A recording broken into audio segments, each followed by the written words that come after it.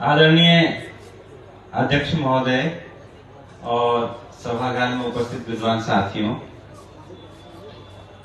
आपने कई महत्वपूर्ण वक्ताओं को सुना। सुबह से मेरे ऊपर ये जिम्मेदारी आ गई है कि जो 40-45 लोग बचे हैं उनको मैं बचा के रखूं और उनकी रुचि भी पैदा करूं इस विषय में।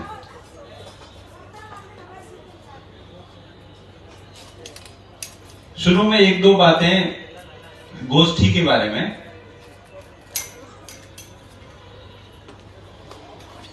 इस तरह की गोष्ठियों से क्या निकल सकता है, क्या हम सीख सकते हैं और क्या सीख रहे हैं। खासतौर पर आदिवासियों के बारे में पिछले वर्षों में बातें बहुत हो रही हैं। जनजातीय गौरव दिवस, जनजातीय गौरव वर्ष, सरकार ने जनजातीय गौरव वर्ष मनाया बिरसा मुंडा की 150वीं जयंती पर। और आदिवासियों पर जब बात होती है तो आमतौर पर लोग उनसे कनेक्ट करने की कोशिश करते हैं। देखो, हम भी आदिवासी हैं या उनसे जुड़े हुए हैं या उनके शुभ चिंतक तो हैं ही। लेकिन हम उनसे कितना सीखते हैं, कितना जानना चाहते हैं, और जब फैसला लेने की बारी होती है तो क्या हम उनके पक्ष में फैसला ले पाते हैं।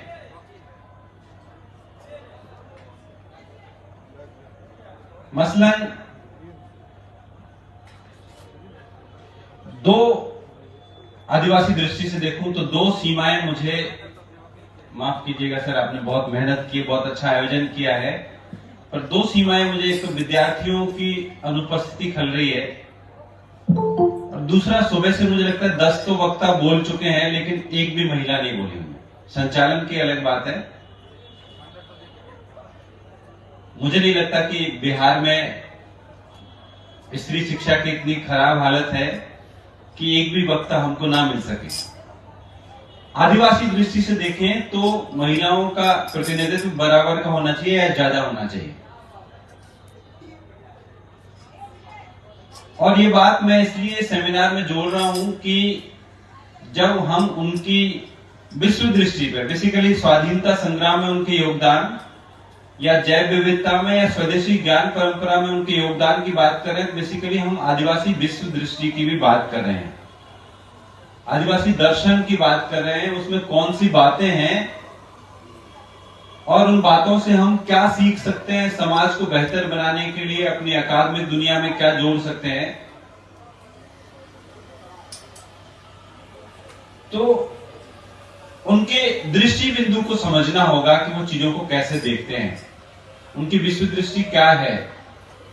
जैसे मैंने सुबह के वक्तव्य में कहा कि स्वाधीनता आंदोलन को समझने के लिए पहले हमको स्वाधीनता के विजन को समझना पड़ेगा। स्वाधीनता की दृष्टि क्या है, स्वाधीनता क्या है।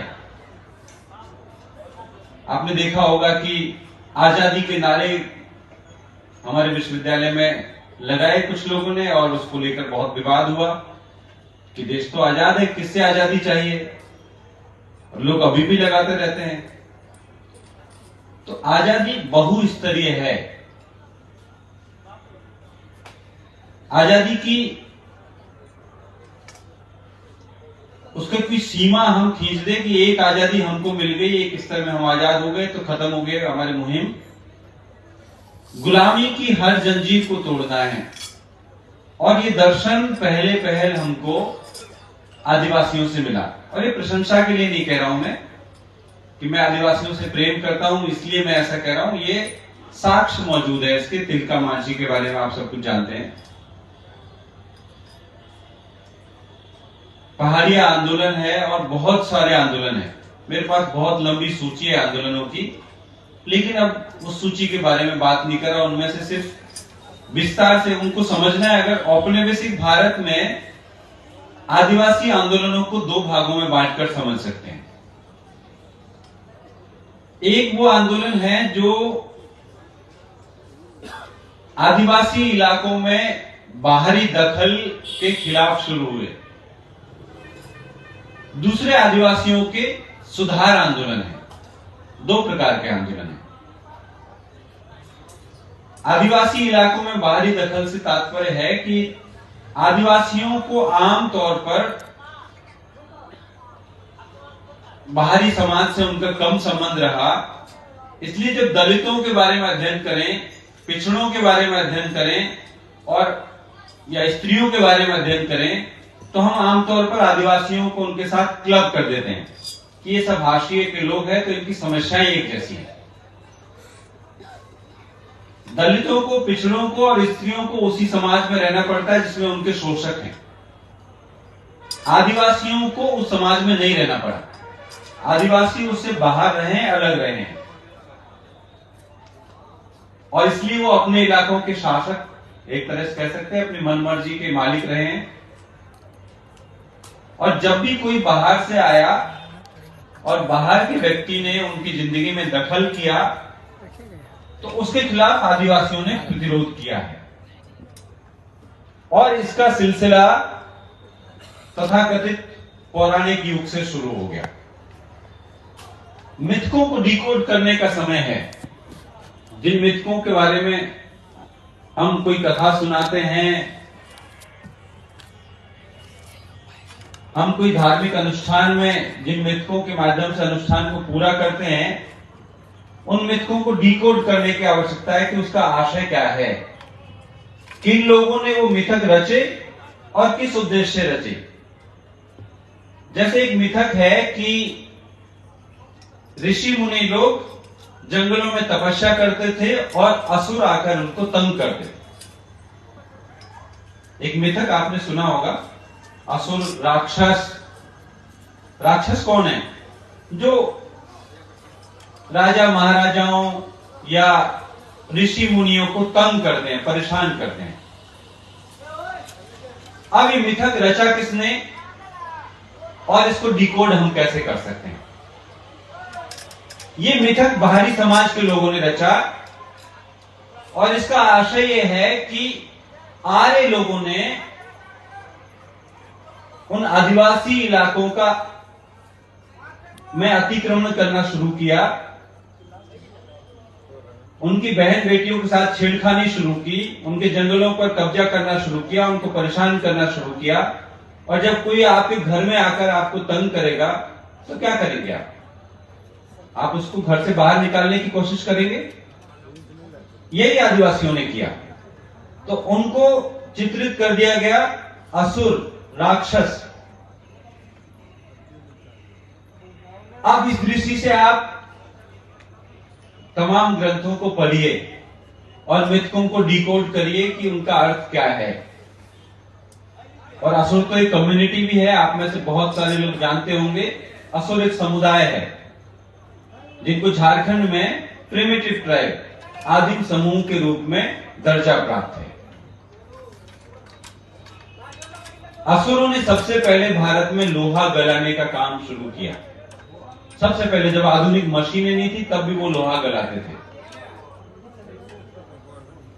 2013 में हमने एक सेमिनार किया, जैनेंद्र उसमें सक्रिय भूमिका में थे। उसमें हमने एक असुर कम्युनिटी की महिला को बुलाया, सुषमा असुर। पत्रकार, इंडियन एक्सप्रेस के, द हिंदू के पत्रकार उनका इंटरव्यू लेने के लिए आए। उन्होंने कहा, देखो आप लोग असुरों के बारे में क्या चित्रित करते हो, देखो मेरे सींग कहाँ हैं। असुरों के सींग, ऐसा इमेज बनाई जाती है ना मिथकों में,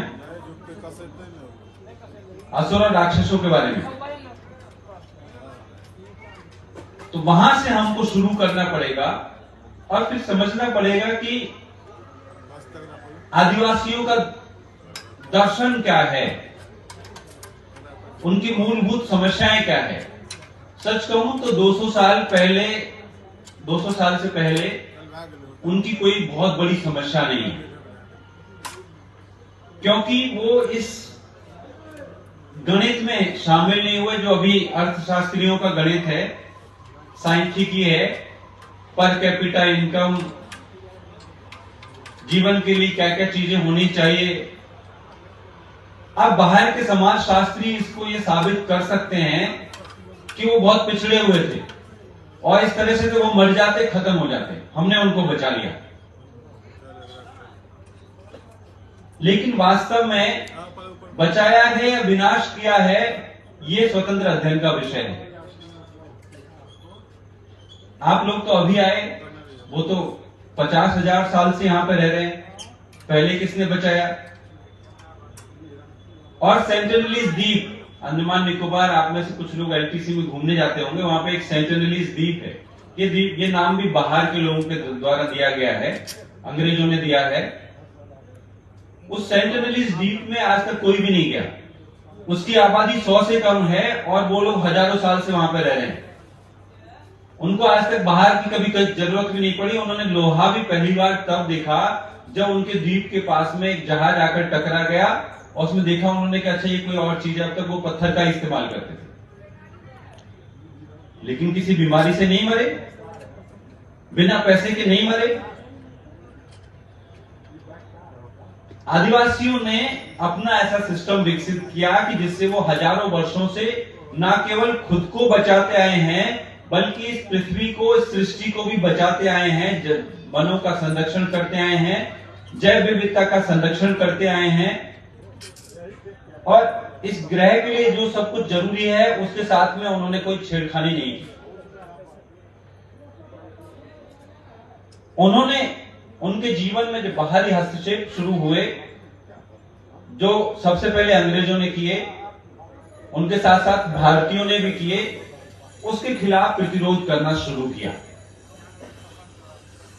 हस्तक्षेप किस प्रकार के शुरू हुए कि अब जब ईस्ट इंडिया कंपनी ने एक व्यवस्था शुरू की कि भाई हमारी अर्थव्यवस्था कैसे चलेगी, इससे चलेगी कि हम यहां के लोगों से कर लेंगे। तो अब उनको एक भूमि बंदोबस्त में लाना पड़ेगा। जो मनमाने ढंग से कोई कुछ भी बोता है, कहीं भी बोता है, उसको एक सिस्टम में लाना पड़ेगा और भूमि बंदोबस्त, स्थायी बंदोबस्त करने पड़ेंगे। उन स्थायी बंदोबस्त में जो लोग आएंगे उनसे हम प्रति हेक्टेयर या जमीन के हिसाब से कर लेंगे। और इसके लिए बाकायदा बहुत सारे देश में आदिवासी समुदाय ऐसे थे जो झूम खेती करते थे। झूम खेती एक तरह की स्थानांतरित खेती है। कुछ वर्ष यहाँ पे करते हैं, यहाँ साफ करते हैं, फिर आगे बढ़ जाते हैं, फिर वहां पे करते हैं, यहाँ पर फिर से जंगल उगा देते हैं। इससे क्या होता है कि भूमि की उर्वरक शक्ति बनी रहती है और लगातार पर्यावरण को नुकसान नहीं होता, सब चलता रहता है। अंग्रेजों ने संथालों को दामिनी कोह में बसाने की मुहिम शुरू की।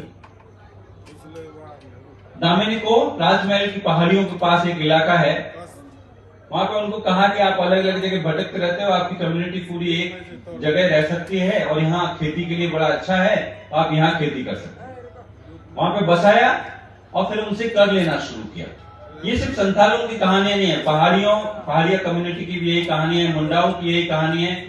सभी आदिवासियों की प्रकारांतर से आप 1880 से चालू करें, 1780 से चालू करें और बिरसा मुंडा के उलगुलान 1900 तक, 125 वर्षों तक यही होता रहा कि ईस्ट इंडिया कंपनी, बाद में ब्रिटिश सरकार, उनसे कर लेना शुरू कर दिया।